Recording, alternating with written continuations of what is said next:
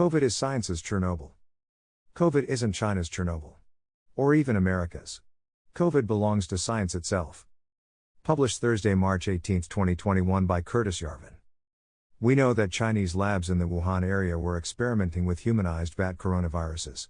We know that Wuhan is not bat country, winter is not bat season, the Chinese are not bat eaters, and the corona bats are inedible microbats.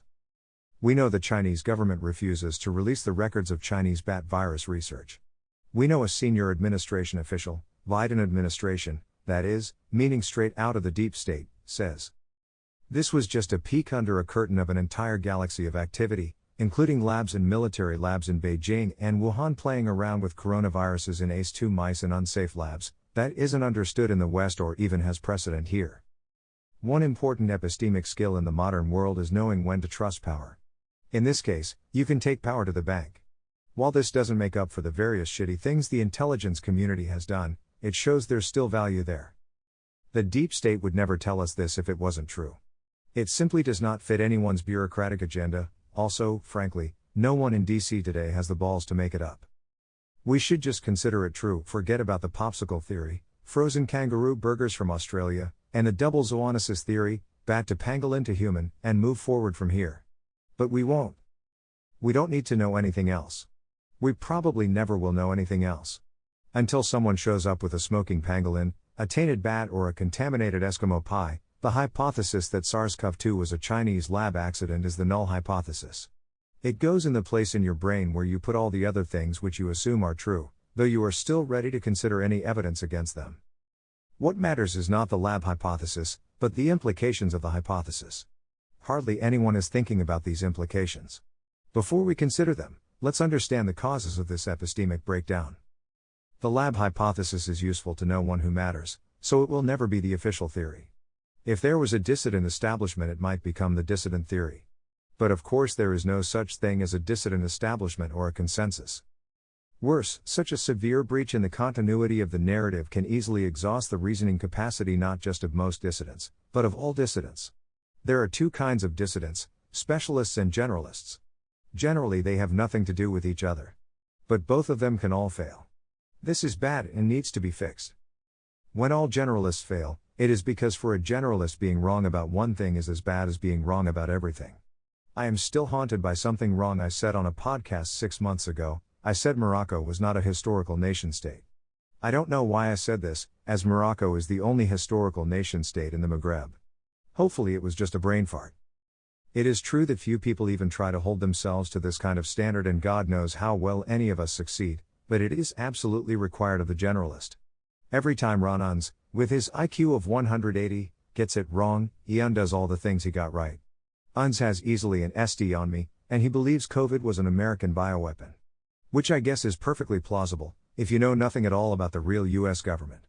Lesson: the bigger your brain, the more information you need to feed it. When all specialists fail, it is because they find it or design a specialty and pour all their energy into it, forgetting that the only purpose of any specialty is general. While our society is full of specialist dissidents who can put enormous productive energy into a controversial question, these specialists tend to have two general flaws. One is that they operate most efficiently if they operate under the curate's egg theory of government. While in this case everything appears to be completely rotten, in every other way all is for the best in this the best of all possible worlds. Some of these same specialists may privately hold generalist opinions, but they keep those to themselves. They have to, and they arguably should have to. Two is that they focus all their energy on the hypothesis, leaving none at all for the implications of the hypothesis. The whole point of thinking clearly is to follow through the hypothesis, and see what is downstream of it. Instead, these dissidents just prove the hypothesis over and over again. They are specialists, after all. Both these flaws are rife in the highest quality dissident COVID research. Since this research appears to be true, its specialist dissidents can be of arbitrarily high quality.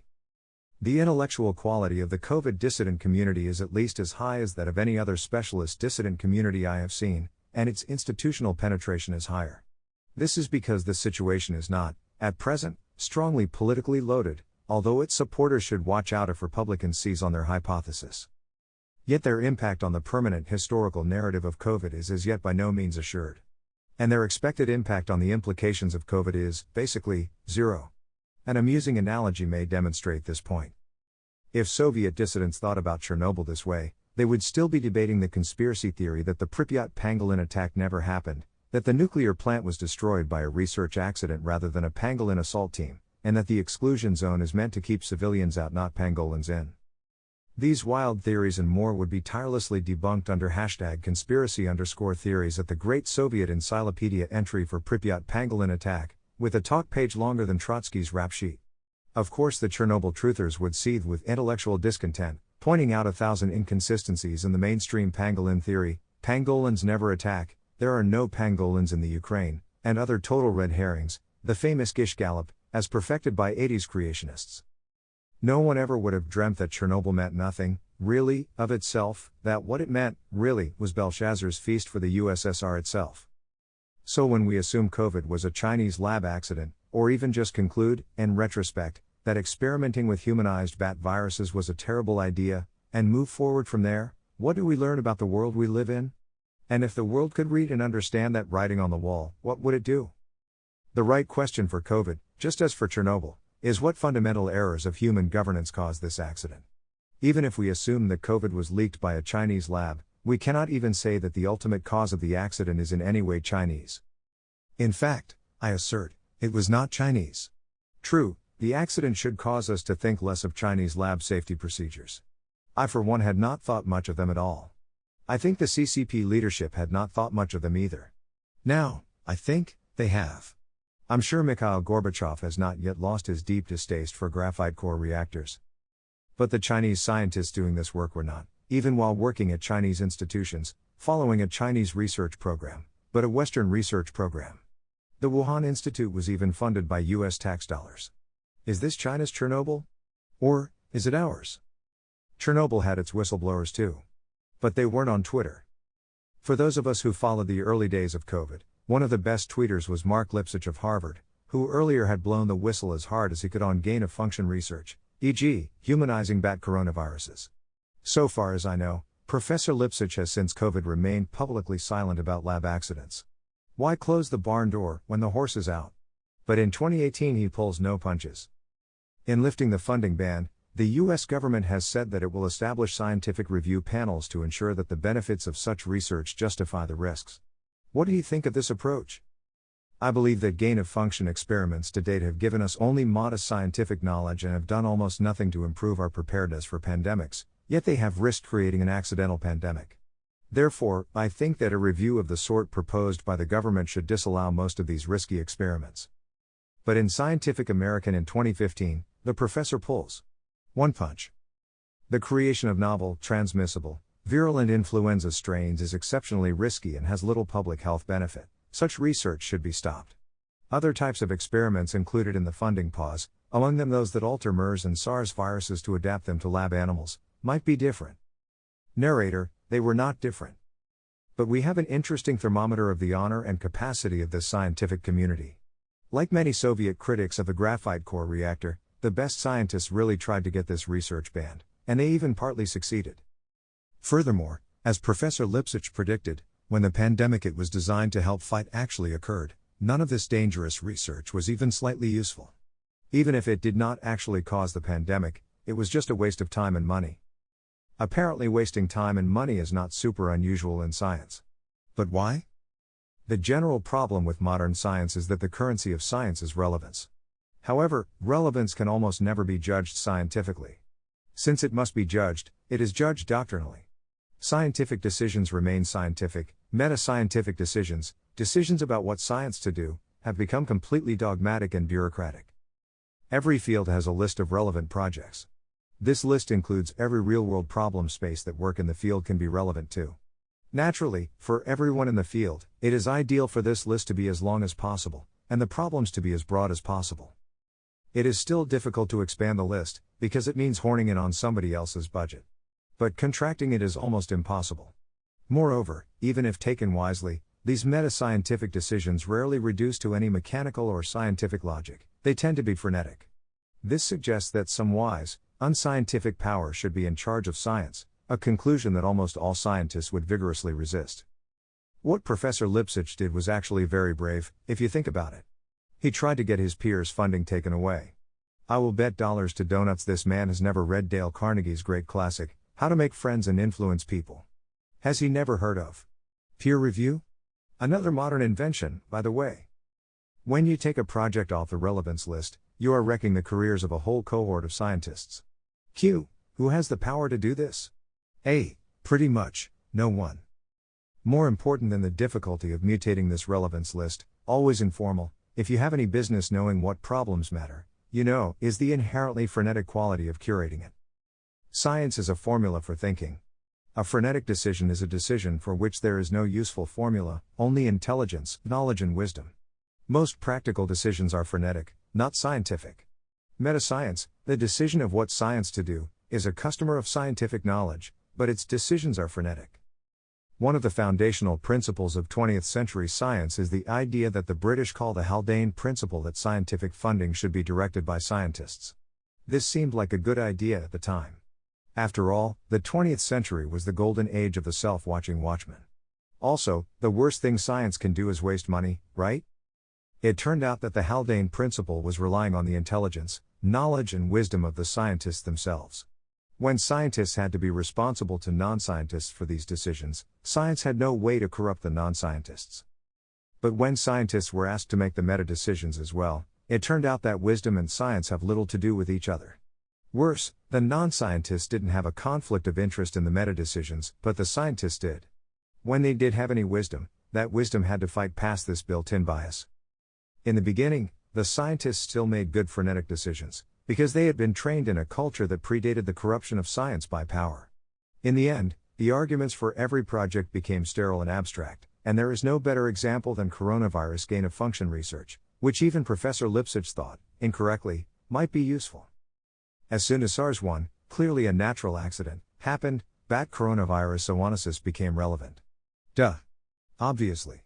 Because they had killed lots of people and almost caused a pandemic. Why not know more about this dangerous phenomenon? Also, what better way to investigate the problem of bat viruses becoming adapted to humans, than simulating the problem of bat viruses becoming adapted to humans? And we can do this best by adapting bat viruses to humans. To jump from a bat to a human is extremely difficult twice over. First, humans do not often interact with bats. Second, bats are very distantly related to humans. As SARS-1 showed, nature can cross that bridge. But not often, not easily, and, as it turns out, not that well.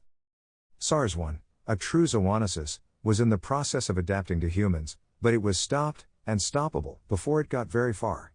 It just grew too slowly in our cells, so it wasn't contagious until it was symptomatic. It wasn't really all the way across the bridge. But the bridge is easy to cross in any lab. Why not cross it?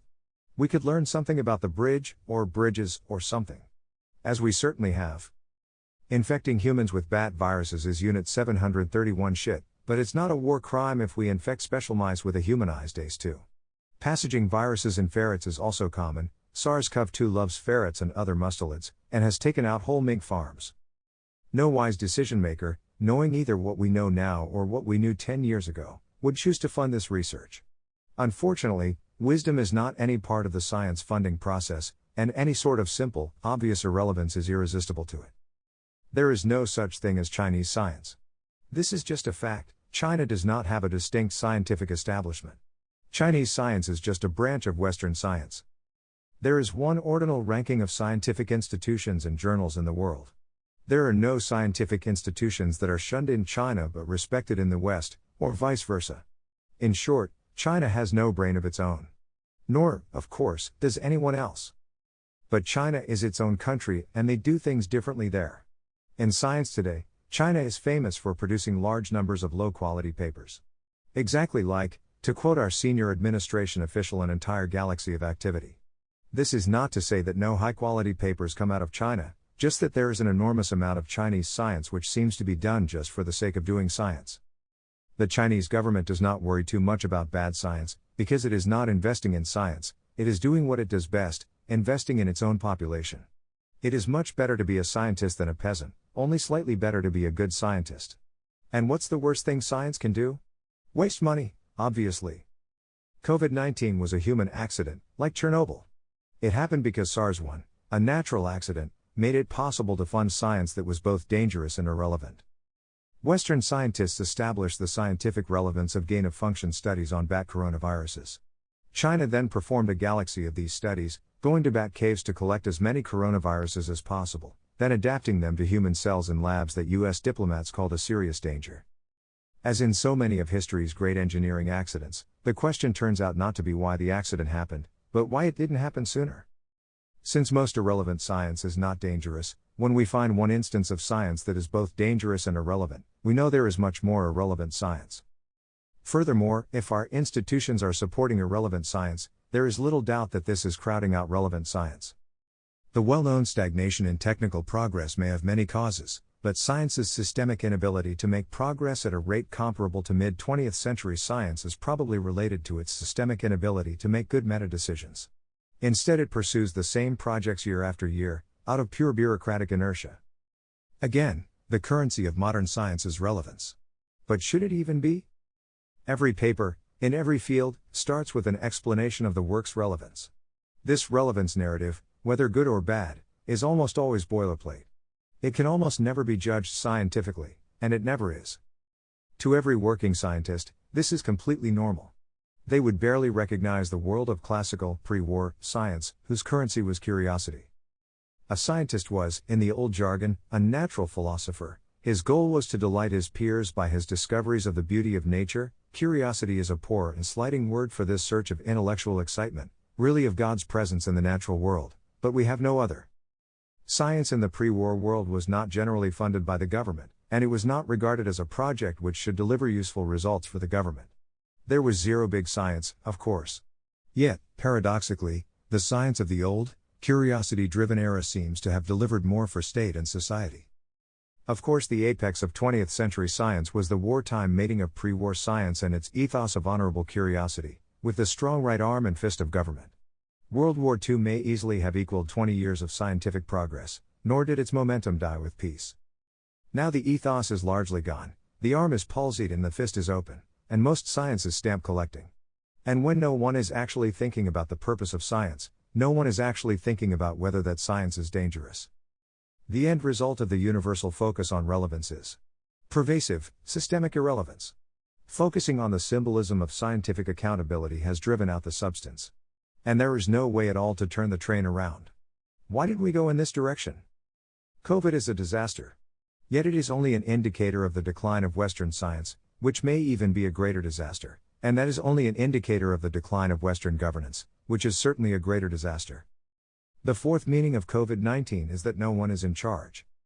The two best essays about COVID are from the very mainstream New York Magazine, On the Origins of COVID by Nicholson Baker, On the West Handling of COVID by David Wallace Wells.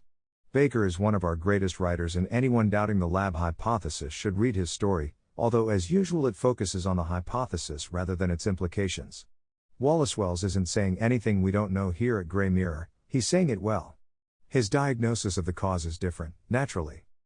The negligent cause of COVID-19, and its inept handling, are logically orthogonal, but they stem from the same cause. There were no grown-ups in charge.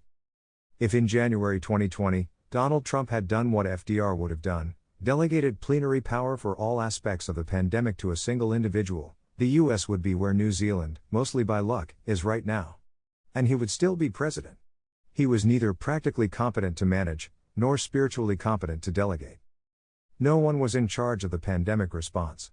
And no one, except the scientists themselves, who have a conflict of interest the size of the Ritz, was in charge of deciding not to fund gain-of-function research. Professor Lipsitch, a grown-up not in charge of anything, actually tried. He did the best he could. He and his friends even got gain-of-function research banned, in the US, for a couple of years. The Trump administration, for reasons no doubt having nothing at all to do with Donald J. Trump, managed to unban it. The project never stopped in China, in the hands of Chinese scientists mostly trained in the West, and working entirely within a Western tradition. Alas, the custodians who cleaned up after them were not trained in the West, they were trained, more likely, in Shabuduo. And thus East met West in just about the worst and dumbest way. We see that this quality of anarchy, not violent anarchy, but bureaucratic anarchy, the state of no one being in charge, unites these two very different problems, the Western origins of COVID, and the Western mishandling of COVID. One of the tragedies is that, While there is no realistic way to imagine independent grown-ups taking charge of science under Western governance as it exists today, it would have been very easy to imagine independent grown-ups establishing unity of command over COVID. Heck, even the right general could have done wonders. And perhaps still could. Alas, both in government at large and society at large, no principle is more despised as that of unified authority and responsibility. The ultimate cause of COVID is that America chose a shitty form of government. For centuries, the continent's natural advantages overcame this liability. Now the bill is coming due. Our real form of government today is oligarchy, a fancy name for bureaucracy. If the least scrap of the smallest decision is made by some non-oligarchical mechanism, whether democratic, political, or monarchical, authoritarian, this is a grave abuse of power.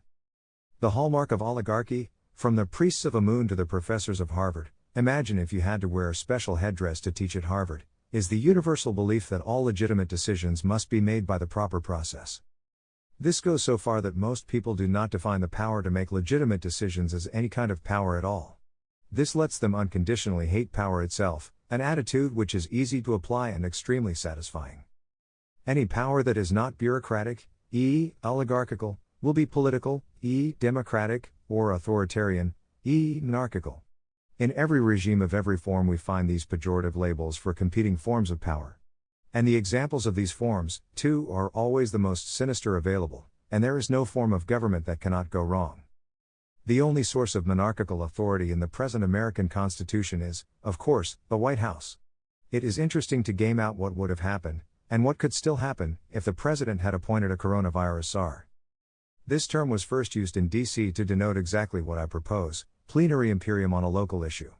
It experienced the same degradation of substance and turned into a drug czar, who, far from having the power to order any arm of the state to do anything if it had anything to do with drugs, has no power at all and is actually a PR coordinator.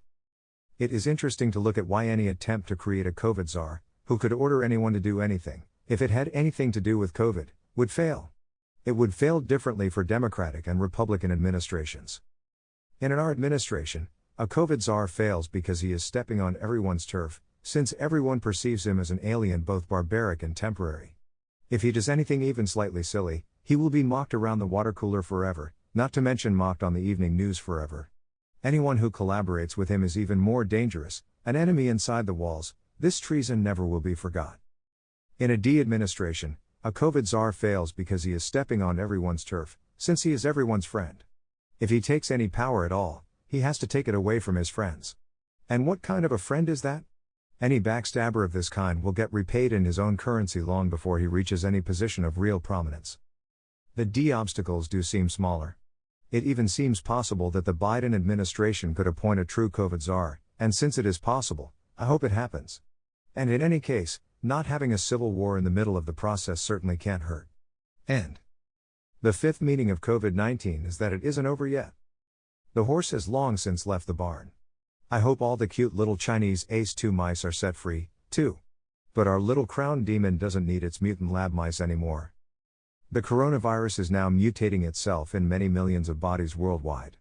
As more of these bodies are vaccinated, the unique opportunities available to any mutation of its little spiky spikes, which happen to make it not shaped like our antibodies, which obviously are shaped like its old spiky spikes, grows exponentially.